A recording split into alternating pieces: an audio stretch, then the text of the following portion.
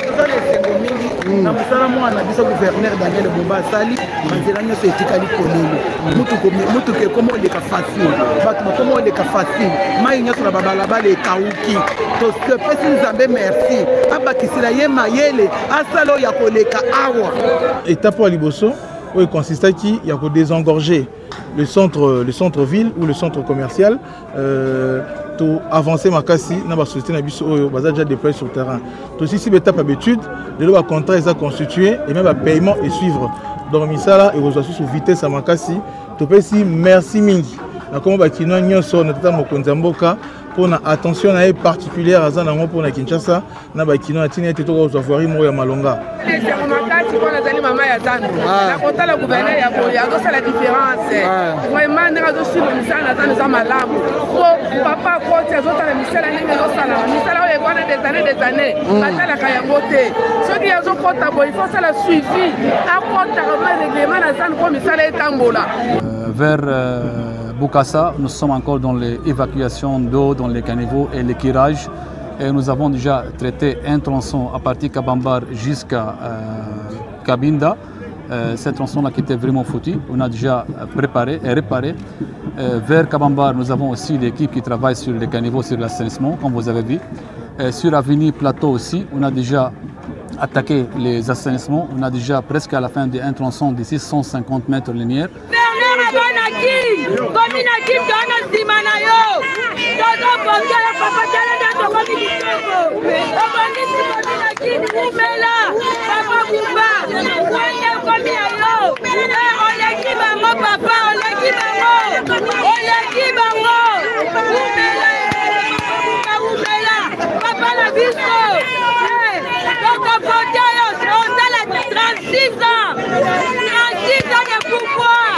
Avenue et sali 42 ans. Depuis l'époque à Mobutu, Mouzé Kabila qui a tiki Avenue.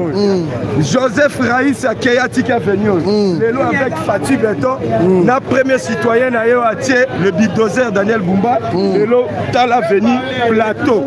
Avenue Plateau Yangoyo est commis vraiment opérationnel.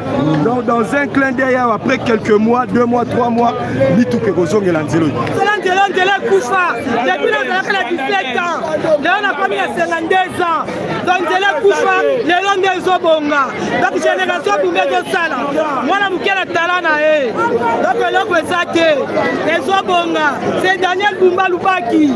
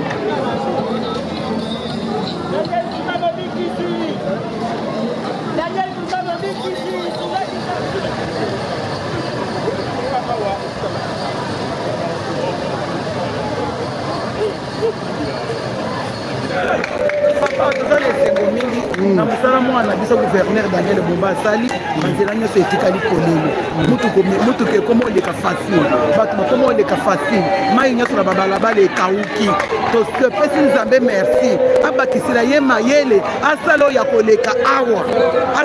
koleka awa asali mosala emonani na misu ya kokomantere eza te banzela nyonso polele mutu ke komo oleka facilement bato ya makolo bazoleka mapapa ezopola te za babatela abakisela ye mikolo merci gouverneur na biso olingaka bato oyo batielaka biso balandaka misala merci son excellence Fatou Beto ndenge otiela biso Daniel Bumba omonika zo sisi ozolanda misala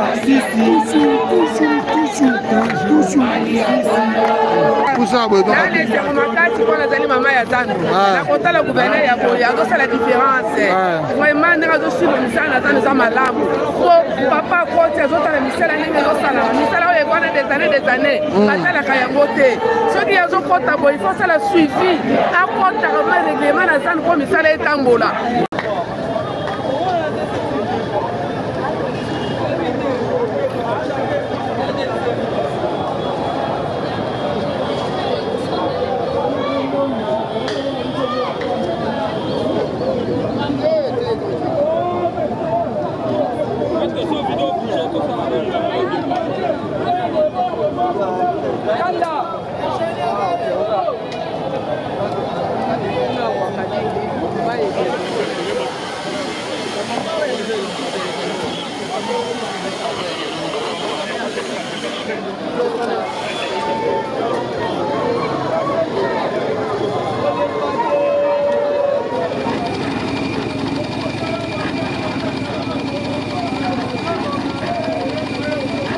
osala makambo mama baosepela gouverneur abonaki kominaki toana nsima na yo tozobongela papa talenda tokomi lisoko obongisi kominaki kumela papa Bumba wende komi ya yo oleki bango papa oleki bango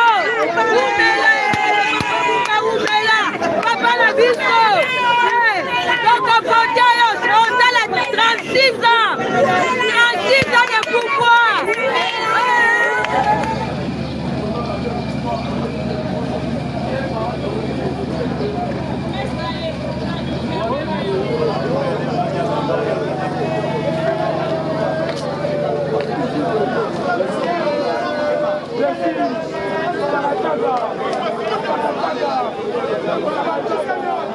yango wana avenue esali 42 ans depuis époque ya Mobutu Mzee Kabila akei atiki avenue oyo Joseph Raïs akei atiki avenue oyo lelo avec Fatou Beto na premier citoyen na yo atie le bulldozer Daniel Bumba lelo tala avenue Plateau yango oyo ekomi vraiment opérationnel donc dans un clin d'œil après quelques mois 2 mois 3 mois bituke kozongela nzelo Papitex na 2002 musicien Papitex lopango neza asima yende muto influençaka bongisango mais simba te mais lelo après 42 ans à l'avenir yo ezongi en tout cas longoni ya coup de chapeau.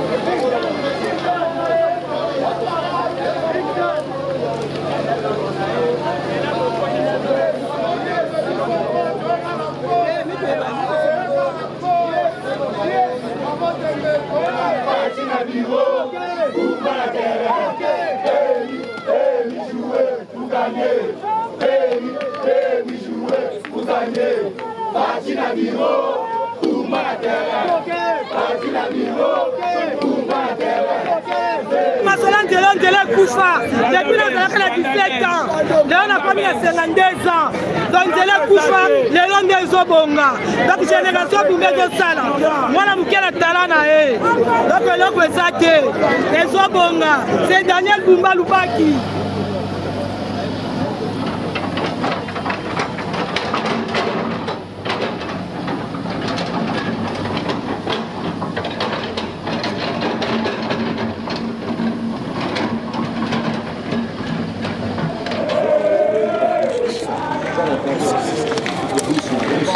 D'abord, il faut souligner que tous les coups de pouce ya makasi na tata Mokonzamboka Félix Antoine Tshisekedi Tshilombo misala oyo ya Voirie Kinshasa ezali bongo volonté exprimée na tata mokonzi une attention particulière à Zanango pour le traitement et à Bakinois au travers de la voirie.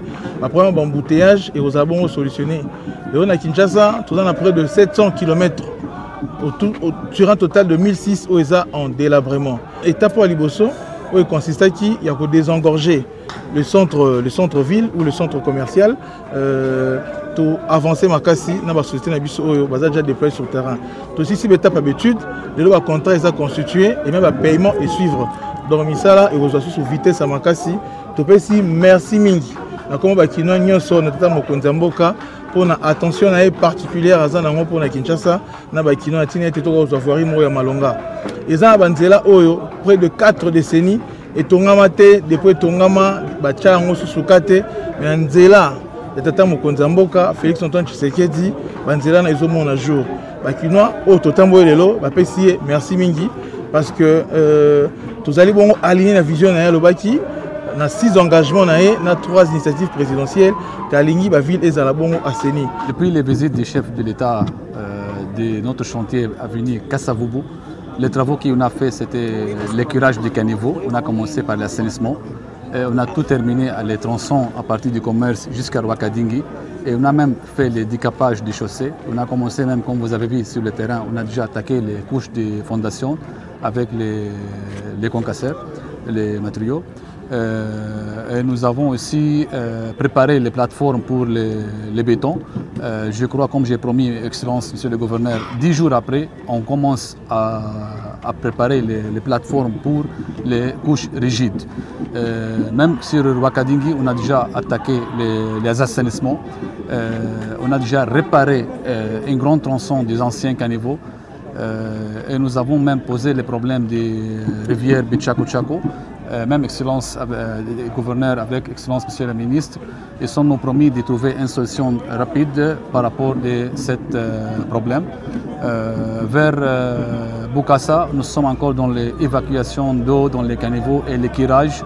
Et nous avons déjà traité un tronçon à partir de Kabambar jusqu'à Kabinda. Cette tronçon-là qui était vraiment foutu, on a déjà préparé et réparé. Vers Kabambar, nous avons aussi l'équipe qui travaille sur les caniveaux, sur l'assainissement, comme vous avez vu. Sur l'avenue Plateau aussi, on a déjà attaqué les assainissements. On a déjà presque à la fin d'un tronçon de 650 mètres linéaires. Nous avons aussi attaqué les chaussées, comme vous avez vu aussi dans votre visite. Je demande à Excellence devant vous tous de nous aider au niveau des problèmes Rigidiso et SNEL. S'il vous plaît, Excellence. C'est tout les travaux que Safrimex a fait jusqu'à aujourd'hui. Il faut combien de temps pour terminer tout ce chantier? Il y a plusieurs contrats, chaque contrat a un délai. Normalement, les 5 artères, par exemple, autour des marchés centraux, nous avons un contrat de 6 mois. Marché en chantier Kassavubu, c'est un durée de 12 mois. Chantier Kabambar aussi, c'est 12 mois. Bukassa aussi, je crois que c'est 12 mois. Plateau Plateau, c'est dans les 5 artères de 6 mois. Aujourd'hui, il était question de visiter les chantiers. Nous avons reçu un coup de pouce très vital de la part du chef de l'État. Mais il faudra aussi dire que les travaux étaient déjà commencé bien avant, parce qu'il y avait une étape où on a amorcé les études. Les études ont pris fin dans la plupart de tronçons retenus. Maintenant, c'est l'exécution des travaux qui commence. Et il faudra souligner ici que tous ces tronçons soulignés sont maintenant sous contrat avec l'accompagnement du BCECO qui nous appuie par un financement, un accompagnement du gouvernement central. Et nous remercions beaucoup les chefs de l'État quant à ce. Et c'est très historique parce qu'il y a des routes aujourd'hui qui vivent la réhabilitation ou carrément la reconstruction, la construction après des décennies et des décennies. Et nous pensons que comme le chef de l'État l'a promis dans ses 6 engagements et ses 3 initiatives présidentielles, qu'il tient à l'assainissement des villes et il nous a démontré vraiment que la voirie de Kinshasa lui préoccupe. Je profite de l'occasion pour apaiser les Kinoises et Kinois, que tout est bien pris en charge. Je pense que dans les délais dits ici, nous aurons en tout cas une voirie qui nous permettra de désengorger plusieurs artères pour que nous puissions solutionner la problématique des embouteillages que nous vivons. Nous comprenons que Kinshasa il faut souligner qu'il y a un délabrement de près de 750 km pour une voirie de 1006 qui est asphaltée ou bétonnée. Donc la vision, c'est qu'avec le gouvernement provincial que nous sommes, atteindre et en réparation et en réhabilitation et construction un total de 2000 pour notre quinquennat. Et si Dieu le veut, on pourra peut-être aller plus parce que le chef de l'État, il tient vraiment à satisfaire les Quinois et les Quinoises en ce qui concerne la voirie et tant bien d'autres sujets pour que Kinshasa puisse revêtir sa robe d'antan.